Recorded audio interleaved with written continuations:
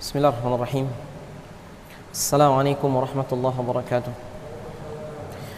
Alhamdulillahi rabbil alamin wal aqibatu lil muttaqin wala udwana illa 'alal zalimin. Asyhadu an la ilaha illallah ilahul awwalin wal akhirin wa asyhadu anna Muhammadan abduhu wa rasuluhu wa safiyuhu wa ikhtarahumullahu 'alan nasi ajma'in. Allahumma salli ala Muhammadin wa ala alihi Muhammad kama sallaita ala Ibrahim innaka Hamidum Majid. Qala subhanahu wa ta'ala fi kitabihil aziz, ya ayyuhalladzina amanu taqullaha haqqa tuqatih wa la tamutunna illa wa antum muslimun. Wa qala sallallahu alaihi wasallam, man qama lailatal qadri imanan wa ihtisaba ghufira lahu ma taqaddama min dhanbih. Hadirin jamaah salat tarawih yang dimuliakan Allah, Rasulullah bersabda, siapa yang berdiri salat, melaksanakan salat di malam Lailatul Qadar dengan penuh iman dan mengharapkan pahala dari Allah, maka Allah akan ampunkan dosanya yang telah lewat. Hadis ini disebutkan oleh Imam An-Nakhai adalah salah satu dari hadis yang merupakan penyebutan Allah akan ampunkan dosanya yang telah lalu. Dari beberapa hadis terkait dengan Ramadan, 3 hadis yang dimaksud adalah hadis tersebut. Yang kedua adalah man shama ramadhana imanan wa ihtisaba ghufira lahu ma taqaddama min dhanbi. Siapa yang berpuasa di bulan Ramadan dengan penuh iman dan mengharapkan pahala dari Allah, Allah akan ampunkan dosanya yang telah lewat. Kemudian hadis yang ketiga, wa man qama ramadhana, siapa yang berdiri salat, maksudnya salat tarawih, dengan penuh iman dan mengharapkan pahala dari Allah, Allah akan ampunkan dosa yang telah lewat. Para ulama menjelaskan 3 hadis ini mutaqaribah, berdekatan maknanya. Yang pertama man shama, yang kedua man qama Ramadan, dan yang ketiga man qama Lailatul Qadar. Dikhususkan Lailatul Qadar padahal dia termasuk bagian dari Ramadan. Inilah yang diharapkan oleh kita sekalian, bahwa dosa yang dimaksud diampunkan seluruhnya. Dan itu juga diantara pendapat jumhur dan yang lain, bahwa dosa yang dimaksud yang diampuni Allah, dosa yang besar dan yang kecil itu harapannya. Walaupun diantara ulama khilaf, sebagian menafsirkan atau menjelaskan itu dosa kecil yang diampuni Allah, sementara dosa-dosa besar harus bertaubat. Ala kulli hal, kita berharap mudah-mudahan puasa dan salat tarawih kita termasuk salat di malam Lailatul Qadar.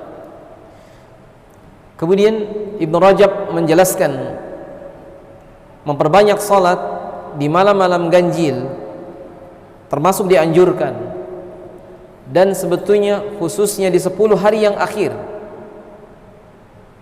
Dan itu yang disebutkan di antara penjelasan kata Aisyah radhiyallahu taala anha, kana Nabi sallallahu alaihi wasallam idza ashara al-awakhir, ketika di 10 hari yang akhir, pertama yang beliau lakukan adalah ihya'ul lail, menghidupkan malam.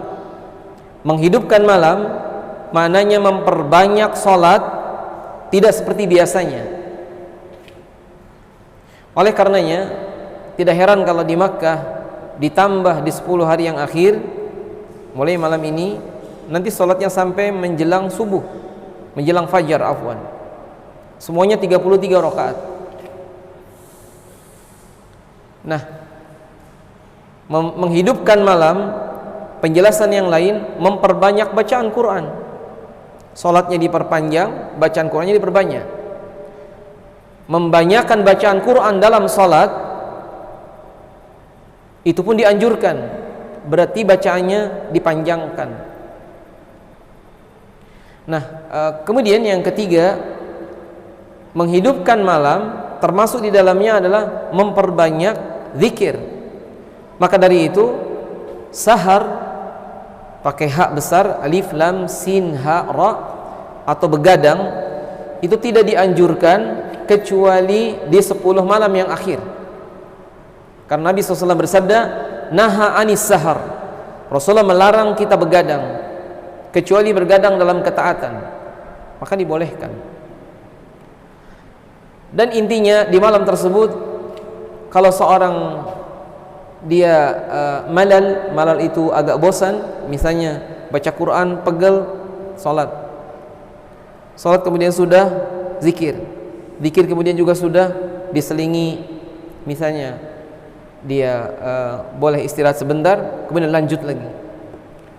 Oleh karena itu di kalangan sahabat, mereka ketika di 10 hari yang akhir mereka menyendiri, tidak banyak berjamaah dalam arti sendiri-sendiri ibadahnya. Bahkan di kalangan ulama salaf, mereka meliburkan pengajian, tidak membuka kitab sebagaimana biasanya, tapi mengkhususkan beribadah kepada Allah sendiri-sendiri. Yang pertama tadi, kata Aisyah, Nabi menghidupkan malam. Yang kedua yang Nabi lakukan sallallahu alaihi wasallam adalah syadda mi'zarahu, mengikat kencang tali sarungnya. Izar artinya kain yang dibawa, mananya ada dua. Nabi giat, seperti seorang dalam bahasa kita menyingsingkan lengan, artinya dia rajin, giat. Tapi yang lebih rajih penjelasan ulama yang menyebutkan bahwa Nabi i'tizal minan nisa, beliau menjauh dari istri-istri beliau, artinya tidak berhubungan di malam-malam tersebut karena sibuk beribadah. Jadi kalau ada suami istri itikaf, maka jangan lakukan berhubungan suami istri. Nah, begitu juga kalau suaminya itikaf, istrinya datang membawa makanan misalnya, maka yang ini dihindar. Bukan berarti bahwa berhubungan suami istri bukan ibadah, dia ibadah, tapi ini disebutkan, dikhususkan di 10 hari yang akhir tidak dilakukan. Dan yang ketiga yang Nabi SAW lakukan adalah membangunkan keluarganya. Sayqadha ahlahu, keluarganya dibangunkan. Walaupun pada keseharian kebiasaannya beliau membacakan 2 ayat, yauma tarjufur rajifah tatba'uhar radifah. Jadi Nabi di setiap malam membacakan ayat ini. Hari ketika ditiup tiupan pertama, kemudian diikuti oleh tiupan kedua. Syekh Abdul Azim ketika menjelaskan bagian ini, ar-rajifah adalah tiupan sangkakala yang menghancurkan bumi dan langit dan seisinya. Ar-radifah tiupan kedua yang menghidupkan lagi. Di antara 2 tiupan Allah berfirman, Ainal Malik, Ainal Jabbar, manakah raja? Wa ainal mutakabbirun, mana orang-orang yang sombong? Semua diam karena enggak ada yang hidup. Lalu Allah menjawab, Lillahi al-wahidul qahhar. Tidak ada penjelasan berapa lama 2 tiupan ini. Sebagian mengatakan 40 tahun, tapi Allah Ta'ala a'lam. Membangunkan keluarga di 10 hari yang akhir termasuk bagian yang diperintahkan. Jadi misalnya anak istri kita di rumah dibangunkan, walaupun mereka tidak itikaf atau kita tidak itikaf, dibangunkan, memperbanyak ibadah kepada Allah Subhanahu wa Ta'ala. Nah, kemudian berkata Aisyah radhiyallahu taala anha, "Mada aqul?" Apa yang saya katakan jika aku mengira bahwa itu Lailatul Qadar? Faqala sallallahu alaihi wasallam, "Quli Allahumma innaka afuwun tuhibbul afwa fa'fu anni." Katakanlah Allahumma, Syekh Utsaimin menjelaskan Allahumma bermakna ya Allah, innaka afuwun, sesungguhnya engkau adalah al-afu, engkau adalah afun, zat yang mengampuni segala kesalahan. Tuhibbul afwa, Engkau juga yang maha cinta, mencintai kepada ampunan. Fa'fu anni, maka ampunilah saya. Hadis ini mengandung 7 faedah minimal. Di antaranya adalah al-afu, dia adalah nama Allah. Al-afu ini nama Allah. Yang kedua, sebagai tasliyah bagi orang-orang yang banyak dosa, supaya dia la taqnatu min rahmatillah, jangan putus asa dari rahmat Allah. Minta ampun kepada Allah, Allah akan ampunkan. Lalu yang ketiga, Allah cinta kepada orang-orang yang meminta ampunan kepadanya. Jadi kalau kita tidak minta ampun, bahkan dibenci, Allah cinta. Kemudian yang keempat, orang yang meminta ampunan dari Allah, Allah akan berikan. Cuman kitanya yang tidak minta. Allah turun ke langit dunia di sepertiga malam yang akhir, menunggu siapa yang berdoa, kitanya tidak berdoa. Menunggu siapa yang meminta, kita tidak minta. Siapa yang beristighfar, kitanya tidak istighfar, kitanya tidur. Maka di Ramadan ini Allah membuka pintu surga, dibuka pintu ampunan. Makanya kata Ibnu Qudamah dan juga Ibnu Qayyim, kenapa minta ampunan di malam Lailatul Qadar? Katanya minal la'iq, di antara yang pantas dilakukan seorang hamba. Setelah 20 hari dia beribadah, mungkin ditambah lagi beberapa hari di 10 hari akhir beribadah kepada Allah, maka dia pantas untuk meminta ampunan karena ibadah selama awal Ramadan sampai 20 Ramadan yang dilewati. Maka seorang yang minta ampunan sementara sebelumnya tidak beribadah kepada Allah, sesungguhnya dia aslinya tidak pantas meminta ampunan. Hanya saja Allah dengan segala rahmatnya diampuni siapa yang dia kehendaki. Dan kemudian faedah yang lain, bahwa hadis tadi menunjukkan bahwa setiap kita walaupun dosa kita merasa sedikit, harus kita minta ampun. Kalau ada seorang mengatakan, buat apa sih minta ampun? Saya dosanya sedikit.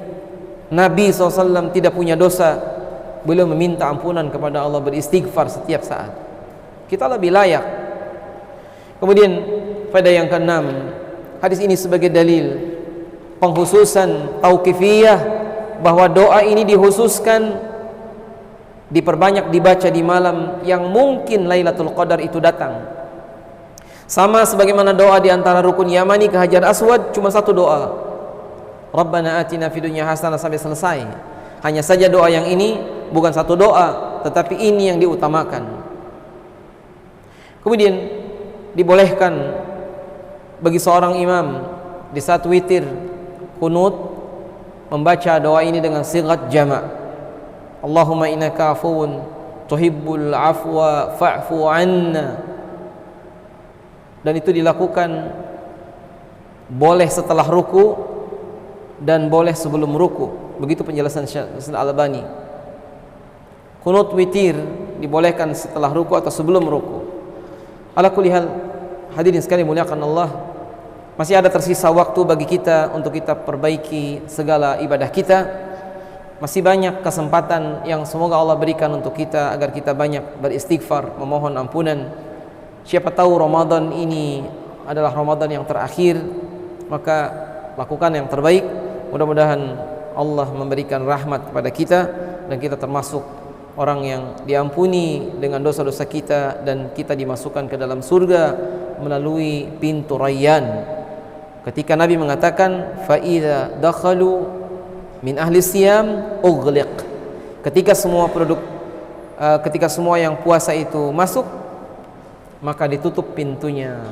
Nasallallahu ta'ala, mudah-mudahan kita berharap kita salah satu dari orang yang lewat pintu tersebut. Setelah itu kemudian ditutup bagi siapa yang tidak melakukannya. Wallahu ta'ala alam bisawab. Sallallahu ala nabiyyina Muhammadin wa ala alihi washabihi ajma'in. Wa akhiru da'wana alhamdulillahi rabbil alamin. Wassalamualaikum warahmatullahi wabarakatuh.